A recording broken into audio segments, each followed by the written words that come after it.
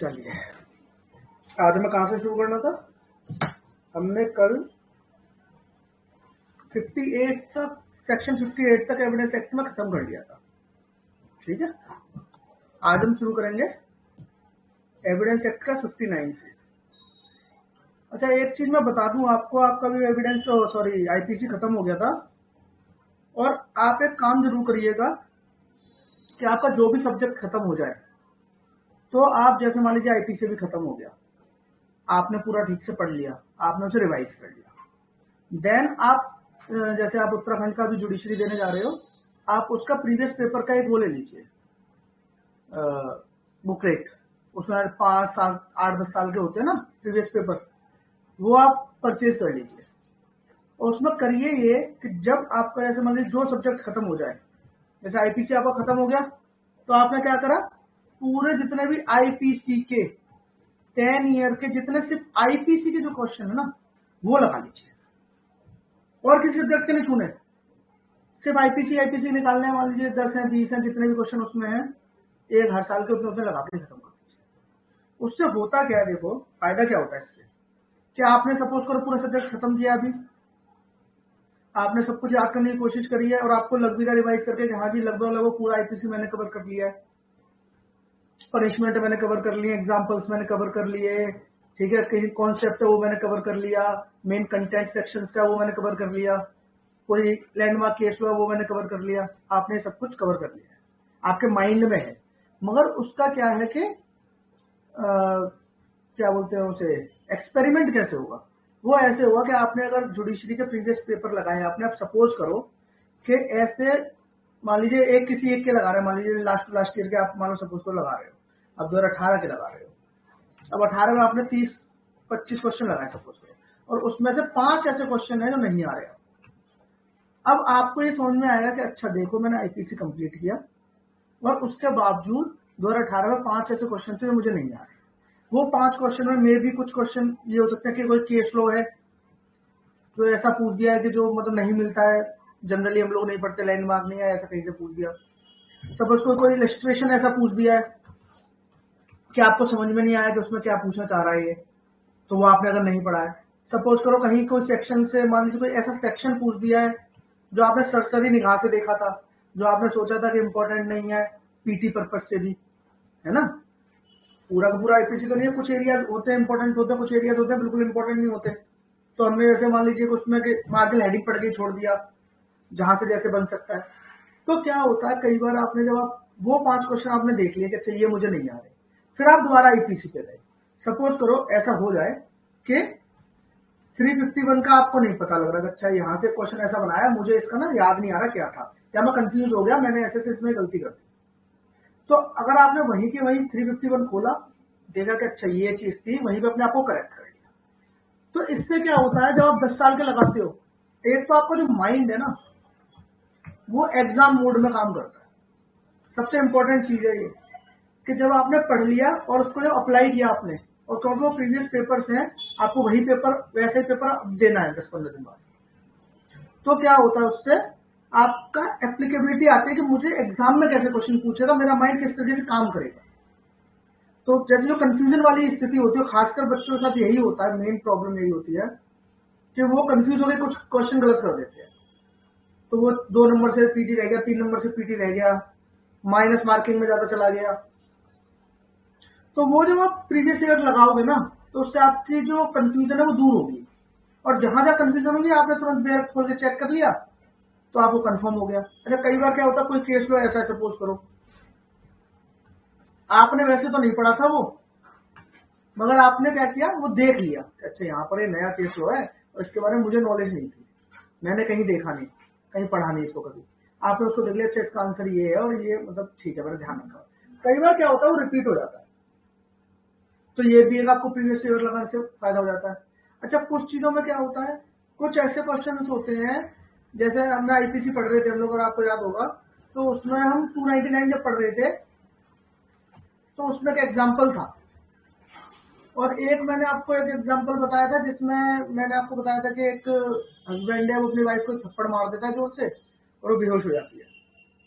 Husband क्या करता है, उसको उठा के कि अरे ये तो मर गई, उसे लगता है कि मर गई, अब खुद को बचाने के लिए क्या करता है वो, उसे फांसी पे चढ़ा देता है कि लोगों को ये लगेगा कि सुसाइड करी है। ये वाला क्वेश्चन क्या है कि बड़ा ही डिस्प्यूटेड क्वेश्चन है। कोई इसे कल्पेबल होमोसाइड मानता है, कोई इसे ग्रेविसाइड मानता है। अलग अलग स्टेट के आयोग अलग अलग इसका आंसर मानते हैं। जैसे आप हरियाणा में जाओगे तो इसको वो कल्पेबल होमोसाइड मानते हैं, ठीक है। मगर अगर 301 के कॉन्सेप्ट से अगर आप देखो, 301 से अगर आप देखो जो ट्रांसफर ऑफ मैलिस की बात करता है आईपीसी का, तो उससे अगर आप देखोगे तो आपको पता लगेगा कि नहीं, कल्पेबल होमोसाइड तो नहीं बनता। इसमें जो उसकी इंटेंशन थी, वो इंटेंशन उसे कल मारने की तो थी नहीं, और 301 कहता है उतना ही मैलिस आपका ट्रांसफर होगा जितनी उसकी इंटेंशन होगी, तो फिर ग्रेविसाइड ही बनता है। कहीं कहीं ऑप्शन आपको सिंपल हट भी दे देता है। तो इसलिए अलग अलग आयोग के अपने अलग अलग आंसर्स हैं। कुछ कुछ क्वेश्चन ऐसे होते हैं जो आयोग के हिसाब से चलना चाहिए। ये एग्जांपल उनमें से एक है, तो उसका भी आपको नॉलेज हो जाएगी, और आपको ओवरऑल आपका जो माइंड है ना वो एग्जाम मोड में चला जाएगा। और मान लो आईपीसी आपने खत्म किया, आईपीसी के सारे लगा लिए, उसके बाद जैसे अभी एविडेंस चल रहा है, ये एविडेंस खत्म होगा, इसके बाद आपने एविडेंस लगा लिया, ठीक है। उसके बाद जैसे मान लीजिए सीआरपी चला, आपने सीआरपीसी लगा लिया, पर सब्जेक्ट आप खत्म करते चले गए, और एट द एंड मान लीजिए एग्जाम से 4 दिन पहले सपोज करो आपका सारा सिलेबस खत्म हो गया और आपने सारे डायरेक्ट लगा लिए, और सॉरी सारे प्रीवियस ईयर लगा लिए। लास्ट के 2 दिन आपके पास बचेंगे। जैसे मान लीजिए आपका पेपर है 13 तारीख को, तो 12 तारीख को और 11 की रात को, मतलब 11 की रात और 12 की रात, 13 को तो आपको पेपर देना है। ये 2 रात ये होती हैं, इसमें आप कुछ भी नया मत पढ़ना। ये बात आप बिल्कुल ये समझ लीजिए कि लिख के ले लीजिए मेरे से कि उन 1-2 रात में पढ़ने से कभी एग्जाम नहीं निकलता। उस 1-2 रात में जो आप रिवाइज कर लोगे उससे एग्जाम निकलेगा। कुछ नया पढ़ने की जरूरत नहीं है। आप जितना उस प्रीवियस ईयर पेपर को जितना ज्यादा बार गो थ्रू करोगे, क्योंकि मान लो आईपीसी के अगर आपने 20-20, 25-25 क्वेश्चन अगर 10 में लगाए तो 200-250 क्वेश्चन लगा रहे हो, और आप जब उन्हें बार बार देखते हो तो आपका माइंड बार बार सेक्शन पे स्विच करता है। अच्छा एक क्वेश्चन 351 से पूछ लिया, अच्छा 299 से पूछ रहा है, अच्छा इससे ये पूछ लिया, अच्छा 64 से ये पूछ लिया, अच्छा 425 से ये पूछ लिया, तो आपका स्विच करता है माइंड। तो माइंड भी तुरंत जाएगा कि उस सेक्शन में ये था, 441 में ये था, अच्छा 511 में ये था, है उस एग्जाम्पल में ये पूछा है, इस एग्जाम्पल में ये पूछा है। तो उससे क्या आप एग्जाम मोड में रहते हो, आपका माइंड एक्सेप्ट कर लेता है कि आपको एग्जाम के हॉल में 2 घंटे क्या सोचना। तो अब 11 की रात और 12 का दिन और 12 की रात आप कुछ मत पढ़ो, वो अपना प्रीवियस पेपर लेके घूमते रहो। रात को 13 से पहले भी रात को बड़े लोग एकदम एंजाइटी में रहते हैं ना, कल सुबह एग्जाम है, कल सुबह एग्जाम है। कुछ नहीं करना है, आराम से प्रीवियस पेपर थोड़ा बहुत देख लिया, अच्छे से सोना, सुबह जाके पढ़ो। तो ये जरूर ध्यान रखना आप, जैसे आईपीसी खत्म हो गया तो उसका आप प्रीवियस पेपर लगा लो, और अब जैसे हम एविडेंस कर रहे हैं तो जब ये खत्म हुआ तब देख लीजिएगा। तो चलो शुरू करते हैं एविडेंस का सेक्शन 59 से, ठीक है। हमने कल 58 तक खत्म कर लिया था। अगर रिवीजन करनी हो तो एक काम करते हैं, 32 से एक बार 59 तक रिवाइज कर लेते हैं। हमने 31 तक रिवाइज कर लिया था वन गो में, अभी हमें 32 से 58 तक एक बार रिवाइज कर लेते हैं, देन 59 से स्टार्ट करते हैं, वो ज्यादा बढ़िया रहेगा ना। तो देखो अब हमें रिवाइज करने के लिए क्या करना है, बेयर एक्ट को पहले तो मैंने आपको बार बार बताया कि बेयर एक्ट को बंद करके रिवाइज करो। कभी भी बेयर एक्ट खोल के बेयर एक्ट देख के रिवाइज करूंगा, तो उसमें देख के हमेशा आपको यकीन रहेगा कि हाँ ये तो मुझे याद है। बंद करके पता लगता है कि क्या याद था, क्या भूल रहे थे। जब भूलेंगे वो बाद में आके देखेंगे कि अच्छा हम ये सेक्शन भूल रहे थे, इसमें चीज समझ में नहीं आती, चलो एक बार खोलकर देख लेते हैं, तो वो आपका फिर कंफर्म हो जाएगा। मगर अगर देखते हुए आप रिवाइज करो बेयर एक्ट खोल के तो कभी रिवाइज नहीं होगा, वो उसी टाइम याद रहेगा, जो भूलना वो भूल ही जाओगे एंड। तो जैसे हमने 32 में क्या पढ़ा था, मोटा मोटा पढ़ के चलो आपको। 32 में हमने क्या पढ़ा, 32 में हमने पढ़ा पहली बात तो ये कि 32 एक ऐसा सेक्शन है जो मरने के बाद किसी को स्टेटमेंट है उसकी रेलिवेंसी बताता है कि अगर कोई मर जाता है, मिल नहीं रहा है ना, वो डिले की वजह से आ नहीं पा रहा है, एक्सपेंस बहुत ज्यादा खर्च हो जाएगा, ठीक है। ऐसी अगर कोई सर्कमस्टेंस होते हैं तो उसकी स्टेटमेंट रेलिवेंट होगी कि नहीं होगी, किन परिस्थितियों में रेलिवेंट होगी, ये 32 हमें बताता है। 32, 33 दोनों सेक्शन ये बताते हैं। अब 32 में हमने उसमें 7-8 उन्होंने तरीके दे रखे हैं। पहला जो मोस्ट इंपोर्टेंट है, यहाँ से पीडीएफ क्वेश्चन बनता है, वो आपका डीडीए डाइंग डिक्लेरेशन बनता है। और डाइंग डिक्लेरेशन में हमने क्या क्या देखा था, हमने देखा था कि डाइंग डिक्लेरेशन होती क्या है, कि किसी ने भी अपने कॉज ऑफ डेथ बता दिया है या फिर कोई ऐसी ट्रांजेक्शन बताई है कैसे कोई सर्कमस्टेंस बताए हैं in which transaction the result has been caused, जिससे कि बाद में उसकी डेथ हुई, रिजल्टेड हुई, है ना। और एक चीज जो मोस्ट इंपोर्टेंट हमने पढ़ा था वीडियो में ये था कि ही मे बी अवेयर कि उसको डेथ हो सकती है नहीं हो सकती, उसको नहीं पता जब उसने स्टेटमेंट दी है। एक ये चीज हमने पढ़ी थी 32 में ना। तो इंग्लैंड और इंडिया में मैंने फर्क भी बताया था कि इंडिया में ये होता है कि इंपॉर्टेंट नहीं है कि उसको पता हो ना पता हो, इंग्लैंड में इंपॉर्टेंट है तो पता होना चाहिए। एक ये चीज थी। और डीडी हमारा बहुत तरीके की प्रोसीडिंग्स में जाता है, सिविल क्रिमिनल दोनों में चलता है। ये हमारे डीडी से क्वेश्चन जो बनते थे। एक यहाँ पर मैंने आपको केस बताया था पकड़ना स्वामी वर्सेस किंग एंड एम्परर, तो ये भी कई बार पूछ लेता, लैंडमार्क का तो डायरेक्ट केस पूछ लेता, डीडी से यही क्वेश्चन बनाएगा। उसके बाद मैंने आपको बताया था कि ऐसे दूसरा इसका कोर्स ऑफ बिजनेस में क्या होता है, किसी का स्टेटमेंट अगर कोर्स ऑफ बिजनेस में है तो वो क्या करता है, इसी मार्जिन हेडिंग से पूछ लेता है। तो उसका जैसे 32 का क्लॉज 2 चला जाएगा ये, है ना। क्लॉज 3 ऐसे अगर बाई चांस पूछ लेके इंटरेस्ट ऑफ मेकर, तो इसकी मार्जिन हेडिंग से पूछता, अंदर घुस के कभी नहीं पूछेगा वो आपसे। जो अंदर घुस के थोड़ा पूछता है वो डीडी से पूछता है। उसका जैसे 4 मैंने आपको बताया था, है ना, राइट और कस्टम की बात थी कि राइट और कस्टम की अगर कोई बात है और कोई व्यक्ति ने कंट्रोवर्सी से पहले अगर कोई स्टेटमेंट दिया है ना, और अगर वो होती तो उसको पता होता, एग्जिस्ट करता अगर तो ऐसा कोई, तो उसे पता होता तो उसकी स्टेटमेंट रिलेवेंट हो जाएगी। 5 रिलेशन की बात करता है कि नहीं, कि मान लीजिए कोई व्यक्ति है वही कि डिस्प्यूट होने से पहले की स्टेटमेंट है, रिलेशन की बात कर रहा है और उसको स्पेशल मील होंगे तो उसकी स्टेटमेंट रेलिवेंट हो जाएगी। इस तरीके से 32 हमारा था। अब जब हमें रिवाइज करना होता है, मैं तो आपको समझाने के लिए फिर भी ज्यादा बोल रहा हूँ, और जब आप अपने फिंगर टिप्स से रिवाइज करोगे ना तो आपको इतना भी नहीं बोलना, आपको मन में जैसे कि अच्छा 32 में डीडी आ रहा है, अच्छा ठीक है, उसमें पता हो ना पता हो ठीक है, ऐसे करते जाना। बिल्कुल पता लगा सामने हमने यहाँ पढ़ लिया था, अच्छा राइट एंड कस्टम, अच्छा 4 में उसके क्लास 4 में 5 में जाएंगे रिलेशनशिप, ऐसे आप चलते चले हल्के हाथ से। अब ऐसे वाले फिर आ जाएंगे हम 33 पे आ गए। 33 में हमने क्या पढ़ा, 33 में पढ़ा था कि अगर मान लीजिए किसी व्यक्ति ने कोई स्टेटमेंट दे दी और वो वहीं आगे के मर गया है, मिल नहीं रहा फलाने का, तो उसी प्रोसीडिंग में, है ना, उसी प्रोसीडिंग में सब्सिक्वेंट और सब्सिक्वेंट प्रोसीडिंग में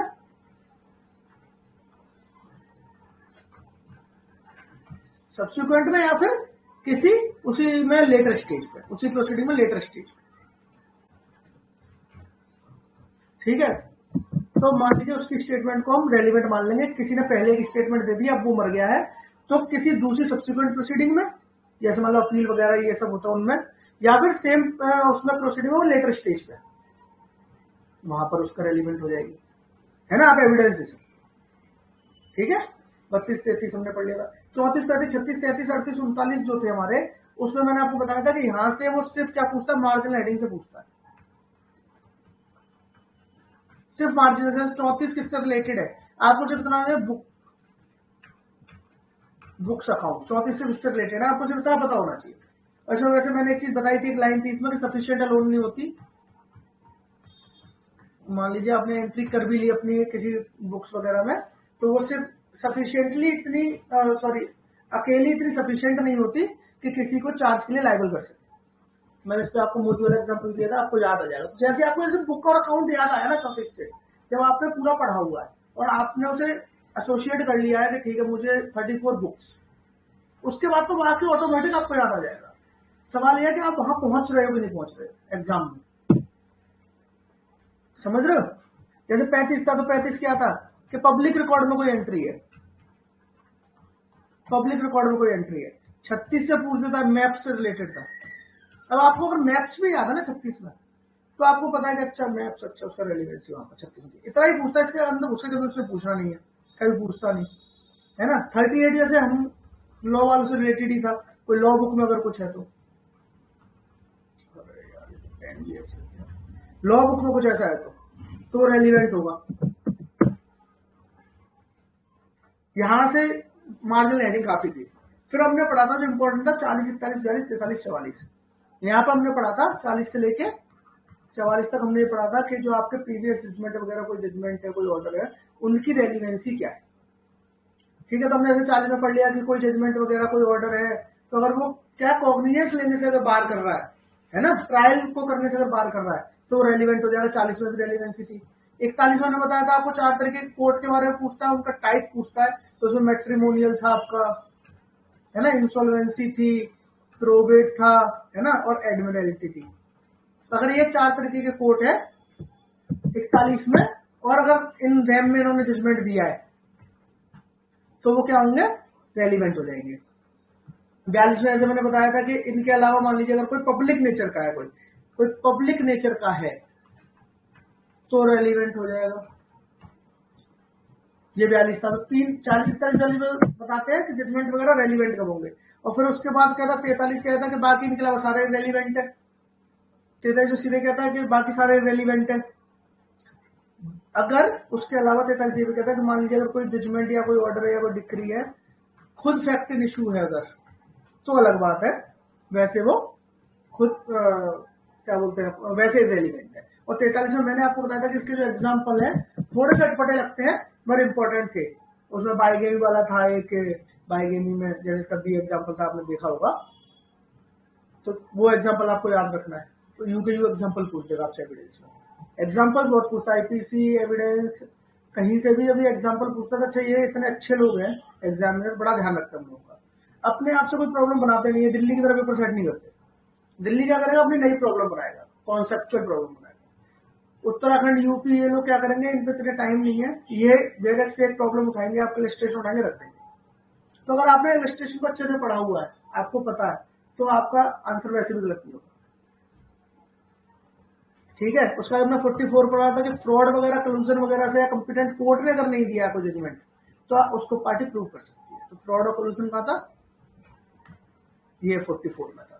फिर हमने 45 से 51 तक हमने पढ़ा था, और इसमें हमने पढ़ा था कि एक्सपर्ट एविडेंस वगैरह से रिलेटेड चीजें जो थी वो क्या थी। और उसमें हमने 45 में तो हमने पढ़ लिया था 5 चीजें ना। 45 में क्या था, आर्ट थी, साइंस थी, है ना, फॉरेन लॉ था, फिर क्या था, हैंड राइटिंग थी, और क्या था, फिंगर इंप्रेशन था।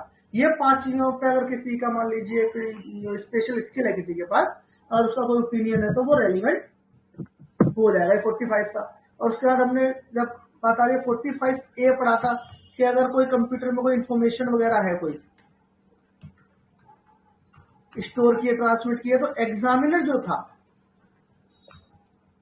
उसका ओपिनियन रेलिवेंट होगा। और ये एग्जामिनर बढ़कर अपने 45 ऐसे एसोसिएट कर रखा है। तो आपको जब याद करना है ना, कभी फिर भी मैं आपको ज्यादा बता रहा हूँ, आपको जब याद करना तो ऐसे पढ़ना है। अच्छा 45 में क्या था, वो 5-6 थी। 45 में क्या, एग्जामिनर का। अगर एग्जामिनर वर्ड भी अगर आपने याद कर रखा और एक लाइन में आपने पढ़ा हुआ है तो आपको बाकी तो सारा याद आ जाएगा। अब जैसे 45 में एक चीज याद रखने लायक है, ये अमेंडमेंट से आया है, और जो भी एविडेंस एक्ट में खासकर जो भी अमेंडमेंट्स आए इंपॉर्टेंट हो तो सब में जाते हैं, बट इसमें स्पेसिफिकली ज्यादा इंपॉर्टेंट हो जाता है। छोटा सा एक्ट है तो ये कि इसमें अमेंडमेंट से क्वेश्चन पूछ देता है।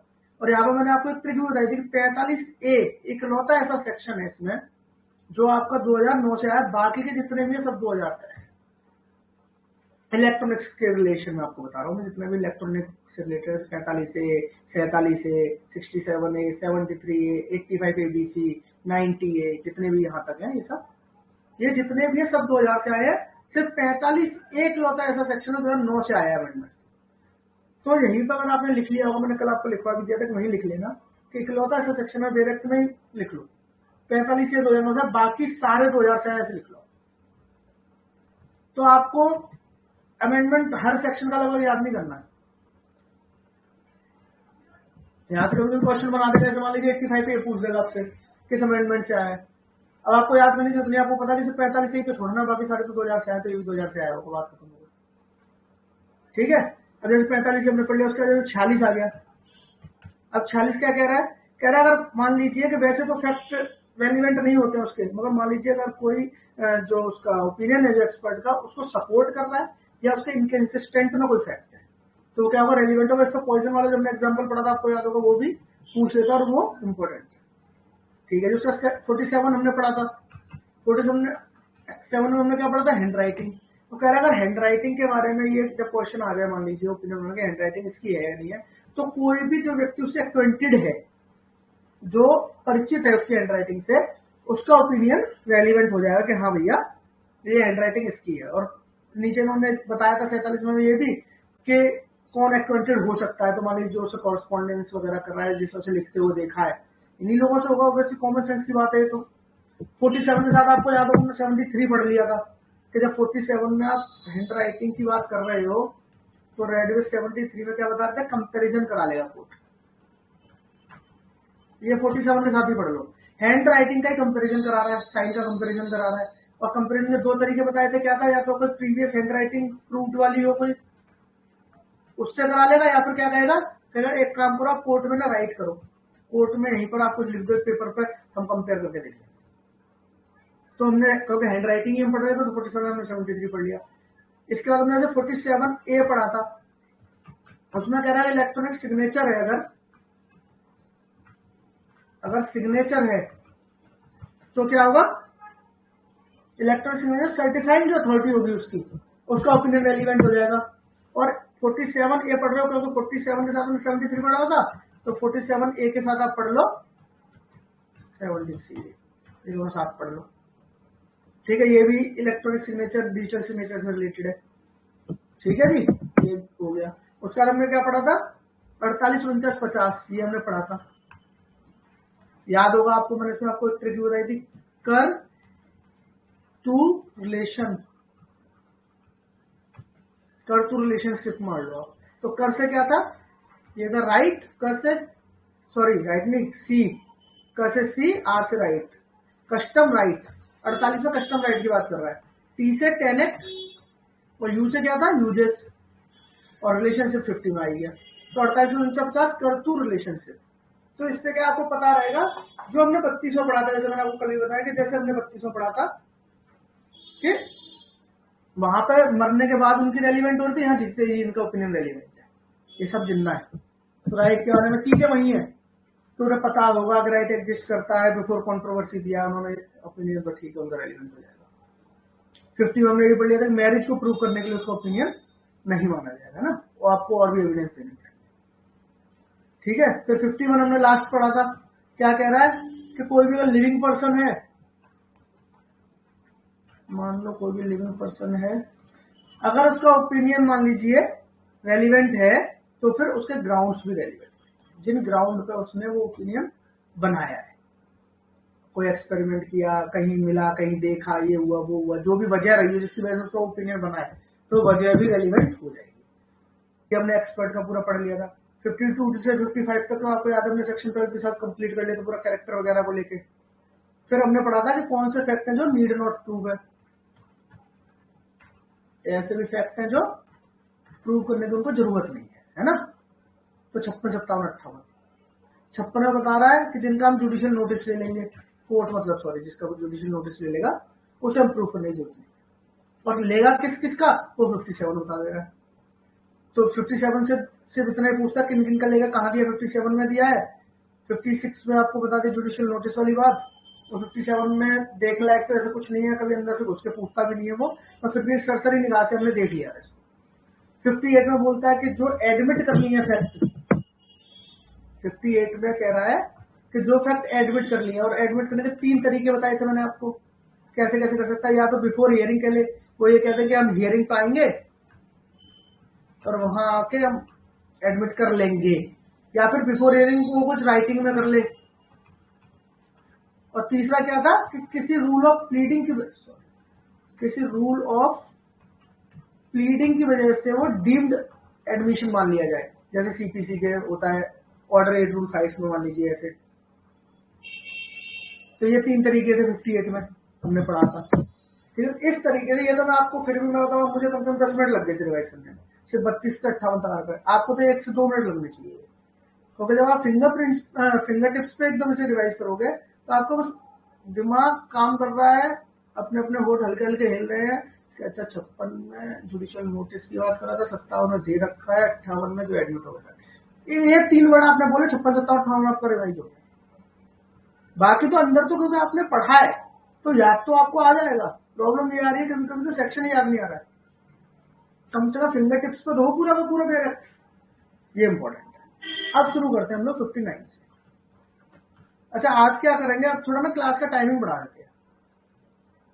अब एक काम करते हैं, 1.5 घंटे की 2 क्लास कर लेते हैं, क्योंकि आपका पेपर भी पास में आ रहा है और अभी आपके मेजर सब्जेक्ट सीपी सीआरपीसी रह रहे हैं, ठीक है। और इधर मेरे को 3-4 दिन के बीच में छुट्टी भी लूंगा, क्योंकि मेरा एक इंटरव्यू लगा हुआ है, तो इस चक्कर में थोड़ा सा यहाँ पे टाइमिंग बढ़ाते हैं। तो एक काम करेंगे सर, अभी 5 से 6:30 चलाते हैं और उसके बाद इसको चलाते हैं 7:30 से 9, 1 घंटे बाद। आप भी फ्रेश हो लेना, खाना वाना खा लेना, ठीक है, तो मैं भी हो जाऊँ, दोबारा से थोड़ा सा सेशन बड़ा हो जाएगा अपना, ठीक रहेगा। चैट बॉक्स में लिख दिया करो कुछ, मुझे भी पता लगे कि हाँ सुन रहे हो, पता लगे क्लास लगा के चले जाते हो, बाद में रिकॉर्डिंग तो देख ही लेंगे क्या दिक्कत आ रही है।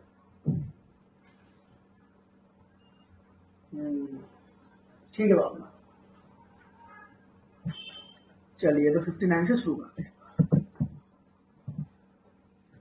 अब देखो 59 से लेकर और ये 65 तक जो जा रहा है, ये जा रहा है आपका एक कार्डिनल प्रिंसिपल होता है एविडेंस का। कार्डिनल प्रिंसिपल मान लीजिए मूल सिद्धांत की तरह, ठीक है। मुझे लग रहा है कि इस बैच में ज्यादातर लोग शायद हिंदी मीडियम है और मैं थोड़ा इंग्लिश मीडियम का बच्चा रहा हूं। कार्डिनल प्रिंसिपल होता है मूल सिद्धांत, जिस पर ये वर्क कर रहा है, बेसिक समझ लो आप इसका। तो मूल सिद्धांत की जो बात है वो आपका 59 में है, आगे भी आएगा। 91 में भी आपका कार्डिनल प्रिंसिपल है, कई जगह 2-3 जगह है। तो 59 में आपका कार्डिनल प्रिंसिपल है, मूल सिद्धांत है कि एविडेंस जो हम प्रूव करेंगे वो कैसे करेंगे, ठीक है। तो 59 से क्वेश्चन पूछता है और बहुत सिंपल क्वेश्चन है, मुझे लगता है आपने कोई भी से गलत करता होगा। कह रहा है ऑल फैक्ट्स, जितने भी फैक्ट हैं, except the content of document और electronic record may be proved by oral evidence. तो कह रहा कोई भी फैक्ट जो है वो ओरल एविडेंस से आप प्रूव कर सकते हो। और सेक्शन 3 के हमने इंटरप्रिटेशन में पढ़ लिया था कि ओरल एविडेंस क्या होता है। जब भी आप सेक्शन पढ़ो, जैसे कोई वर्ड आ गया तो हमने पहले भी पढ़ा, तो उसे हमेशा एक बार याद जरूर कर लो मैंने कहां पढ़ लिया था, तो उससे आपके माइंड में वो ना पक्का हो जाएगा। अब ओरल एविडेंस जैसे यहाँ पर पढ़ा है ना, आपके दिमाग में आ जाना चाहिए कि ओरल एविडेंस का मतलब क्या है। तो कोर्ट अगर आपको रिक्वायर कर रहा है या परमिट कर रहा है कोई स्टेटमेंट देने के लिए कोर्ट में ना, तो ओरल एविडेंस होगा। तो कोई भी फैक्ट को आप सिंपल, अगर इसमें 59 से लेकर किसी फैक्ट को आप ओरल एविडेंस से प्रूव कर सकते हो। मगर एक इसने एक्सेप्शन लगा दिया इसमें, कह रहा मगर एक्सेप्ट डॉक्यूमेंट जो है उन्हें छोड़। तो अगर कुछ रिटर्न में आपके पास है, इलेक्ट्रॉनिक रिकॉर्ड तो डॉक्यूमेंट में ऑब्वियसली बात से आ गया, तो अगर कोई भी रिटर्न में है आपका, तो फिर आप डॉक्यूमेंट से करना, बाकी कुछ भी अगर है तो आप ओरल एविडेंस से प्रूव कर सकते हैं, ठीक है। ये 59 आपका कह रहा है। तो सिंपल सी बात है, पूछ देता कभी कभी के फैक्ट कैसे प्रूव किए जा सकते हैं, तो फिर ओरली कर सकते हो आप, डॉक्यूमेंट है तो डॉक्यूमेंट से ही करना पड़ेगा, ठीक है जी। अब इसके बाद 60 क्या कह रहा है, 60 कह रहा है, देखो ये भी आपका 60 भी कार्डिनल प्रिंसिपल है। क्या कहता है, oral evidence must in all cases what ever be direct. कह रहा है ओरल एविडेंस जो ऊपर हमने कहा किसी फैक्ट को आप ओरल से प्रूव कर लो, वो होना डायरेक्ट चाहिए, इनडायरेक्ट नहीं होना चाहिए। और यही क्वेश्चन 60 से जो क्वेश्चन बनाता है, अगर पीटी पर्पज से आप इसे पढ़ो, देखो मेंस पर्पज से ही अपने आप में एक कॉन्सेप्चुअल वो है, आपका पूरा जो एरिया है कॉन्सेप्चुअल है, तो आपको अच्छे से तरीके से पढ़ना पड़ता है। लिखने के लिए आपको 10 नंबर में लिखना है इसको लेके, तो आपको काफी कुछ पढ़ना होता है। बट पीटी में मीन्स में आपकी अप्रोच का बहुत फर्क है। यहाँ आपको वो पकड़ के रखना है जिससे आपका पीटी निकलेगा। आपको मान लो नॉलेज बहुत है, हो सकता है आपने बहुत अच्छे से पढ़ा हो, आपका तो नॉलेज मेंस लायक है, पर पीटी नहीं निकलेगा तो मेंस होगा कैसे, आपका मेंस में जाओगे कैसे। और पीटी निकालने के लिए आपको बेरेक्ट पर कमांड करनी है, और बेरेक्ट पर कमांड करने के लिए ये कतई जरूरी नहीं है कि आपने पूरा बेरेक्ट ढंग से एकदम रट लिया हो। आपको बेरेक्ट के सेक्शन के कीवर्ड जरूर याद रखने चाहिए। कीवर्ड अगर आपने याद रखे हुए हैं तो वो उसमें से घुमाएगा, इधर उधर करेगा, और आपका क्योंकि वो आपको पता कि नहीं इसका तो कीवर्ड ये है, इसका तो कॉन्सेप्ट ये है, गलत नहीं होता। तो ये 60 में कह रहा है कि जो भी ओरल एविडेंस है वो डायरेक्ट में ये क्वेश्चन ऐसे कैसे पूछ लेता है। डायरेक्ट का मतलब क्या, उसने नीचे इतना बड़ा ऐसे लिख दिया, उसको कुछ नहीं बताया, बोला डायरेक्ट का मतलब क्या होता है। कह रहा अगर आप कह रहे हो कि आपने देखा था तो आपने सुना था तो आपने सुना होना चाहिए, अपनी आंखों से सुना, सॉरी अपने कानों सुना होना चाहिए, देखा था तो अपनी आंखों से देखा होना चाहिए। ये है बस, क्या कह रहा है देखो, if it refers to fact which could be seen, ऐसा कोई फैक्ट है जिसका मतलब जो देखा जा सकता है। It must be the evidence of a witness who says he saw it. तो ये वो विटनेस आके मतलब एविडेंस देगा जो ये कहे कि मैंने देखा। ऐसे नीचे कह रहा है कि अगर कोई फैक्टर सुना जा सकता है तो वो विटनेस है जिसने सुना था। ऐसा कोई फैक्टर जो अदर सेंसेस से परसीव किया जा सकता है तो वो विटनेस है जिसने उसे परसीव किया। ठीक है, तो 60 में जो क्वेश्चन बनता है वो कुछ नहीं है, वो यही है कि ओरल डायरेक्ट से जाएगा, तो मतलब कि हियर से एविडेंस का एक्सक्लूजन है इसमें। ठीक है, हियर से एविडेंस आप नहीं दे सकते। अब मेंस पर्पस से तो हियर से एविडेंस के ऊपर भी एक आपको पता है मेंस से एक पर्टिकुलर क्वेश्चन बनता है, मगर पीटी में नहीं पूछता हियर से कुछ। हाँ, बस इतना आप बोल सकते हो, अगर बाई चांस का मन करेगा तो बोल देगा हियर से एडमिसिबल होते नहीं होते, तो बोलते नॉन एडमिसिबल, नॉट एडमिसिबल। ठीक है, इसके भी कुछ एक्सेप्शन होता है क्या हियर से के भी, जैसे मान लीजिए डीडी होता है आपका, एडमिशन होता है, कन्फेशन होता है, कुछ है इसके भी एक्सेप्शन। का सेक्शन 6 में जो आपका आता है, हमारे हियर से नहीं पूछता, वैसे नॉन एडमिसिबल होता है हियर से। तो 59 में हमने क्या पढ़ लिया, 59 में पढ़ लिया कि आप ओरल से प्रूव कर सकते हो, और 60 उसके आगे बता दे रहा है कि अगर ओरल है तो डायरेक्ट होना चाहिए। पीटी पर्पज से आपके 2 क्वेश्चन तैयार हो गए, इन सेक्शन से यही बनाएगा, खत्म हो गया 59 60। अब आ जाओ जी आप 61 में। कह रहा है कि हमने देखो ऊपर ओरल की बात तो बहुत कर ली, मगर हमने एक्सेप्शन भी तो दे दिया था एक डॉक्यूमेंट का। तो अगर डॉक्यूमेंट प्रूव करना है आपको, कह रहा है डॉक्यूमेंट अगर प्रूव करना है तो डॉक्यूमेंट प्रूव करने के हम 2 तरीके बताएंगे आपको। एक होता है प्राइमरी, एक होता है सेकेंडरी। अब प्राइमरी सेकेंडरी आगे इन्होंने डिफाइन भी कर दिया हुआ में, मगर मोटा मोटा अगर बहुत मतलब कि लेमन लैंग्वेज में समझना हो तो प्राइमरी का मतलब वो हो गया कि जिस डॉक्यूमेंट की बात कर रहे हो वही डॉक्यूमेंट खुद दिखा दो आप, ये बहुत ही लेमन है, आगे लिखा गया। और सेकेंडरी बोले वो नहीं है तो चलो उसकी फोटो कॉपी दिखा दो, है ना, ये दिखा दो वो दिखा दो, 4-5 तरीके उन्होंने बता दिए, तो भी सेकेंडरी हो गया। खुद अगर ओरिजिनल दिखा दिया आपने तो वो प्राइमरी हो गया। ठीक है, तो 61 कह रहा है कि डॉक्यूमेंट जो हम 51 में आपको बता रहे थे कि प्रूव करना है, वो 2 तरीके से आप प्रूव कर सकते हो, प्राइमरी से कर सकते हो, सेकेंडरी से कर सकते हो। अच्छा, यहाँ पर क्या है कि इतना 61 को बहुत छोटा क्वेश्चन है, तो सॉरी सेक्शन बहुत छोटा है, एक लाइन को आपको याद भी रहता है, इसमें कोई दो राय भी नहीं कि डॉक्यूमेंट 2 तरीके से प्रूव होते हैं, प्राइमरी सेकेंडरी से। मैं कई बार क्या करेगा, क्वेश्चन पूछता किस सेक्शन में दिया, यही पूछते हैं 60 किस सेक्शन में दिया हुआ है। अब जैसे मान लो 61 में दिया है कि आप प्राइमरी सेकेंडरी से कर सकते हो, और 64 भी बिल्कुल कुछ ऐसा ही है, और क्या कह रहा है कि डॉक्यूमेंट मस्ट बी प्रूव्ड। अगर आप थोड़ा सा आगे बढ़ो 64 एक बार खोल लो और उसे आप देखो, अगर कह रहा है कि document must be proved by primary evidence accept in the cases here and after mention. तो क्या कह रहा है, प्राइमरी एक्सक्लूड, भाई कोई भी डॉक्यूमेंट आपको प्रूव करना है 2 तरीके हैं, मगर कह रहा है डॉक्यूमेंट ना पहले आप प्राइमरी से ही करो, जब तक कि हमने आपको तरीके नहीं बताए किन किन तरीके में आगे सेकेंडरी दे सकते हो। तो क्या कह रहा है, प्राइमरी क्या कर रहा है, एक्सक्लूड कर रहा है ना सेकेंडरी को। अगर प्राइमरी है तो आप सेकेंडरी नहीं दे सकते, है ना, प्राइमरी है तो पहले प्राइमरी दीजिए। 64 का 64 भी अपने आप में क्या है, कार्डिनल प्रिंसिपल है, ये मूल सिद्धांत है। क्या मूल सिद्धांत है कि अगर आपका डॉक्यूमेंट प्रूव करने जा रहे हो और आपका ओरिजिनल डॉक्यूमेंट है, तो कॉमन सेंस की बात है कि अगर मेरे को वही ओरिजिनल डॉक्यूमेंट है तो मैं उसकी जगह कोई सेकेंडरी एविडेंस कुछ क्यों लेकर आऊं, जरूरत क्यों पड़ेगी मुझे, ये उसका मूल सिद्धांत है। कार्डिनल प्रिंसिपल जो है हमारा वो एक ही है, बेस्ट एविडेंस। ये कहते हैं कि एविडेंस होना चाहिए, सबसे बढ़िया एविडेंस प्रूव करने के लिए होना चाहिए। अगर बढ़िया नहीं है तो कम बढ़िया चलेगा, मगर सबसे बढ़िया अगर हमारे पास है तो हम सबसे बढ़िया वाला देखेंगे। जैसे 64 आप देख ही रहे हो, कह रहा प्राइमरी है तो प्राइमरी दो, क्योंकि जो ओरिजिनल उससे बेस्ट एविडेंस कहां मिलेगा, समझ रहे हो। जैसे मान लो 60 में कह रहा है कि ओरल है मगर डायरेक्ट होना चाहिए, तो जिसने सुना वो आए ना। अब मैंने देखा, मैंने किसी को बताया, उसने किसी को बताया, वो 500 आदमी पहुंच गया, तो बेस्ट एविडेंस नहीं आ रहा है। खैर कार्डिनल प्रिंसिपल में पीटी में तो क्वेश्चन कुछ नहीं बनाएगा आपसे, ये तो मैं आपको तो ऐसे बता रहा हूँ कि आपको थोड़ा याद है। तो होता क्या, मैं जो पॉइंट को कह रहा था वो था कि 61 और 64 कभी कभी कंफ्यूज कर देते हैं। बात दोनों ही प्राइमरी सेकेंडरी की बात कर रहे हैं, बात दोनों ही डॉक्यूमेंट्री एविडेंस की बात कर रहे हैं, तो कभी कभी कंफ्यूजन हो जाती है। तो इन चीजों को, जो माइन्यूट चीजें हैं जो आम बच्चा ध्यान नहीं दे रहा है, और आपने ध्यान दिया है, तो आपको क्या एज है उसमें, आप वो एक जो क्वेश्चन एक्स्ट्रा उससे ठीक कर रहे हो, तो आप कम से कम 1000 बच्चों से ऊपर जा रहे हो हर एक क्वेश्चन को एक्स्ट्रा ठीक करने के टाइम पर, एक वक्त के बाद, है ना। 150 के आसपास तो बहुत मारेंगे, और आपको तो 165 170 पे जाके मारना है ना, तभी तो कट ऑफ क्लियर होगा। तो वो वहां हर क्वेश्चन 1000 बच्चों को सरपास कर देगा। इस तरीके से आप समझ कर चलो। समझ में आई बात, नहीं आई?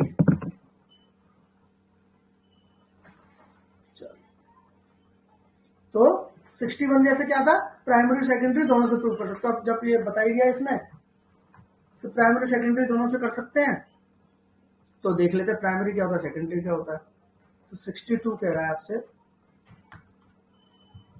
प्राइमरी एविडेंस की डेफिनेशन कह रहा है primary evidence means the document itself produce for the inspection of the court. वही जो मैंने बताया था, सेम वही लैंग्वेज लिखी है इसमें।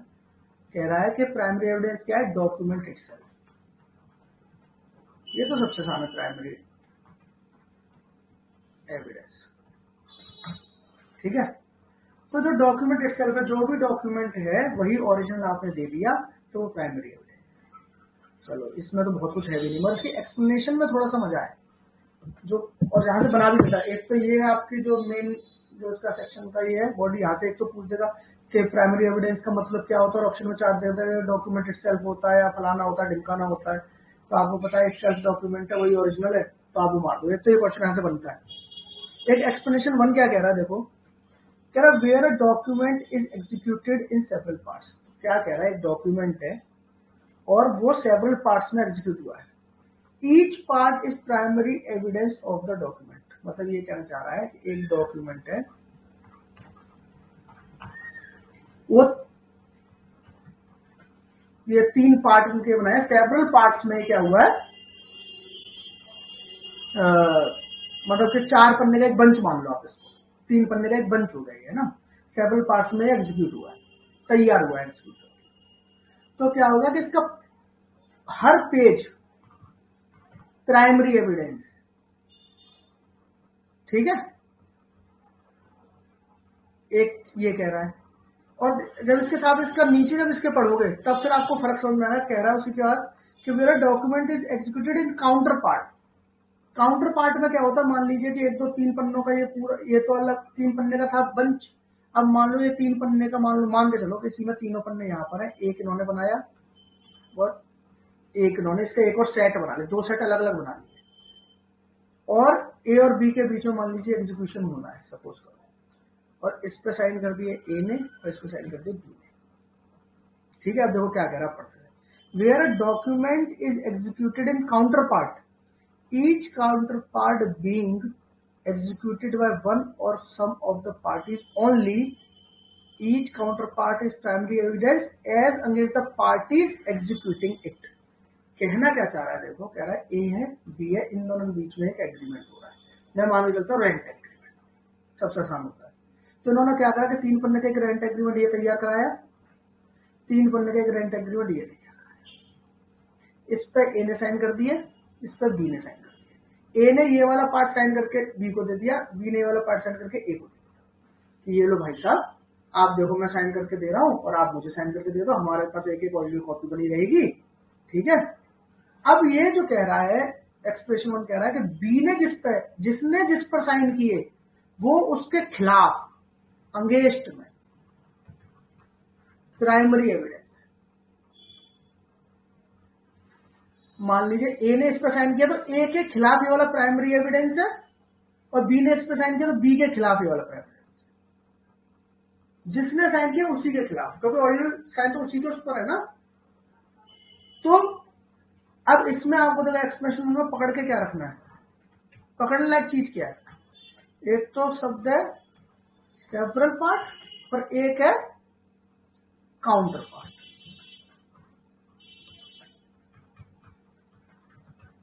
जब आप सेवरल पार्ट में बना रहे हो किसी डॉक्यूमेंट को, तो उसका हर पन्ना ओरिजिनल डॉक्यूमेंट है, वो प्राइमरी एविडेंस है हर पन्ना।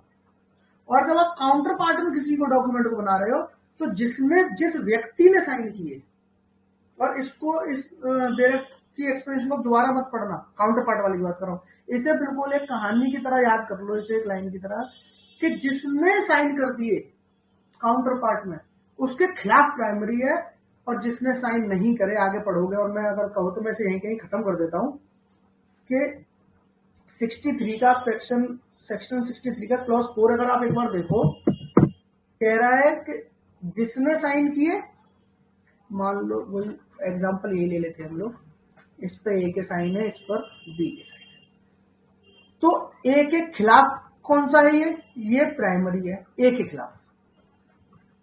और अगर इस वाले डॉक्यूमेंट को बी के खिलाफ यूज करना चाहो तो ये वाला डॉक्यूमेंट, क्योंकि इस पे ए के साइन है, तो ये हो जाएगा सेकेंडरी। और देखो आप 63 का clause 4, counter parts of documents as against the parties who did not execute. तो ये कह रहा है कि देखो, जब प्राइमरी की बात कर रहा है तो ऊपर बता रहा है 62 में कि जिसने साइन किया उसके खिलाफ प्राइमरी है, और जिसने साइन नहीं किए, हु डिड नॉट एग्जीक्यूट मतलब जिसने उस पर वो साइन नहीं किए, उसके खिलाफ सेकेंडरी है। तो ये वाला जो हमारा डॉक्यूमेंट है ए के खिलाफ प्राइमरी है, और यही वाला डॉक्यूमेंट बी के खिलाफ सेकेंडरी है। और ये वाला जो डॉक्यूमेंट है ये बी के खिलाफ प्राइमरी है, और ये ए के खिलाफ जाओगे तो यहां पर सेकेंडरी। आई बात समझ में? प्राइमरी और सेकेंडरी का ये जो खेल है, और यहां से क्वेश्चन पूछ रहे थे, इसलिए मैं आपको बार बार बहुत अच्छे से बताने की कोशिश कर रहा हूं। इसकी अगर आप लैंग्वेज में जाओगे थोड़ा कंफ्यूजिंग हो जाती है। अच्छा है कि हम इसे एक चार्ट के थ्रू, एक एग्जांपल के थ्रू समझने की कोशिश करें तो माइंड में बैठ जाएगा, है ना। तो जिसने साइन किया, मुझे एक कहानी याद करो, जिसने साइन किया उसके खिलाफ प्राइमरी होता है, और जिसने नहीं करे थे ना उसके खिलाफ सेकेंडरी होता है। बात खत्म हो गई, आपको इतनी बात पता लग गई, बाकी तो आप कॉन्सेप्ट तो खुद क्लियर कर लोगे, चार्ट तो खुद ही बना दोगे आप, है कि नहीं। तो ये एक्सप्रेशन वन समझ में आएगा, सेवरल पार्ट में है। अब आपको देखो, जब आप पढ़ रहे हो मान लो 62, अब जब आप रिवाइज कर रहे हो तो आपको 62 में क्या करना है, अच्छा ओरिजिनल लेके जाना है, और सेवरल पार्ट में तो क्या होगा, प्राइमरी है, और काउंटर पार्ट में तो जिसने साइन किया उसके खिलाफ ही सेकेंडरी है, सॉरी उसके खिलाफ ही प्राइमरी है, जिसने साइन किया उसके अगेंस्ट में क्या प्राइमरी है। इसकी एक्सप्रेशन 2 देख लो आप, एक्सप्रेशन 2 कह रही है where a number of documents are all made by one uniform process, as in case of printing, lithography और photography। ये तो एग्जांपल होगा, इन तरीके से बनाई गई होगी। Correct, documents are all made by one uniform process. कोई भी एक यूनिफॉर्म प्रोसेस, अगर कोई डॉक्यूमेंट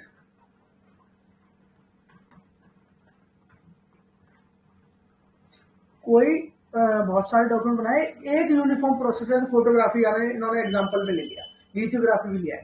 तो फोटोग्राफी का मतलब आप ये समझोगे कि ये डॉक्यूमेंट है, एक पेज है मेरे पास, ठीक है, मैंने इससे 1 2 3 4 सेट 4 कॉपीज की निकाली। एक यूनिफॉर्म प्रोसेस में मैंने एक बटन दबाया, अपना कॉपी रखी, बटन दबाया और खटखट खटखट 4 आपकी कॉपी निकल के बाहर।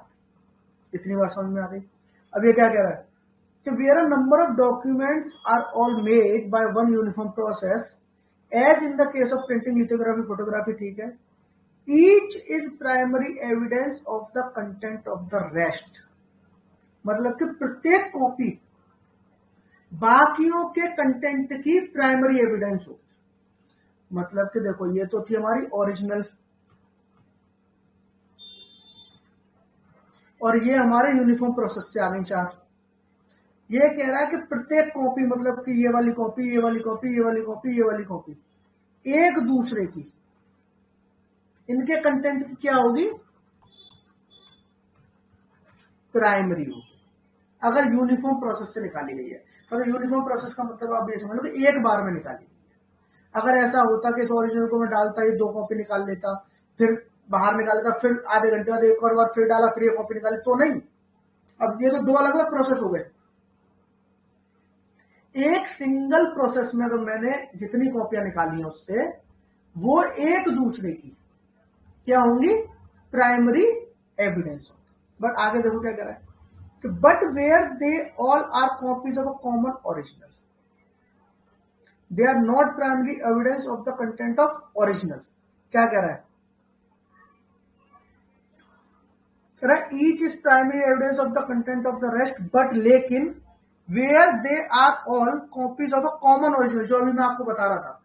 जैसे मान लो मैंने बताया ना कि ये एक बार में निकाली 4 तो एक दूसरे की प्राइमरी हो गई, मगर एक बार इसमें से 2 निकाल ली, फिर 2 निकाल ली, फिर मान लो 2 निकाल ली, 6 कॉपी हो गई, तो ये एक दूसरे की प्राइमरी नहीं होंगी। यूनिफॉर्म प्रोसेस में एक बार जितनी निकली वो एक दूसरे की क्या होंगी, प्राइमरी, उसका वो होगा प्राइमरी एविडेंस। समझ में आई बात? एक बार और देखो, कह रहा है where a number of document, बहुत सारे डॉक्यूमेंट बनाए हैं, are all made by one uniform process, एक यूनिफॉर्म प्रोसेस से बना दी, as in the case of फलाना ढिमकाना, ठीक है जी। Each is primary evidence of the content of rest, तो सारे एक दूसरे के प्राइमरी एविडेंस, यहां तक तो बहुत क्लियर है। बट लेकिन where they are all copies of a common original, common original मतलब ये ओरिजिनल तो कॉमन है ना इन सबके, अलग अलग भी निकाल रहे हो तुम तो, they are not primary evidence of the content of the original. तो फिर इसके ओरिजिनल के क्या बोलते हैं, इसका प्राइमरी एविडेंस नहीं होता है ना।